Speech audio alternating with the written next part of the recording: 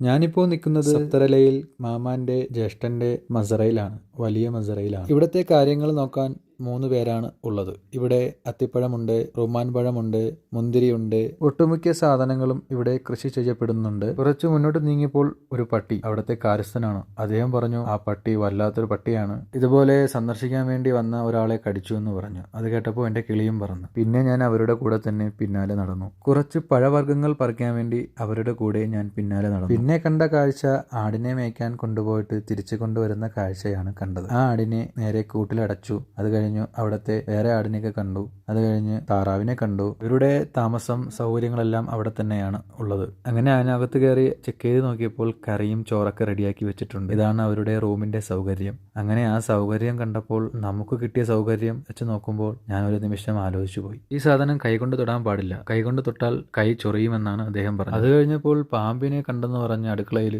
ആകെ സീന്. ഞാൻ പേടിച്ചു പോയി. ഇവരൊക്കെ എങ്ങനെ ഈ റൂമിൽ കഴിയുന്നു? പടച്ചവനെ, ഇങ്ങനെയും ചില പ്രവാസികൾ കഴിയുന്നുണ്ട് എന്നുള്ളത് ഇപ്പോഴാണ് മനസ്സിലായത്. അടുത്ത വീഡിയോയുമായി പിന്നെ കാണാം കൂട്ടുകാരെ. Okay, bye bye.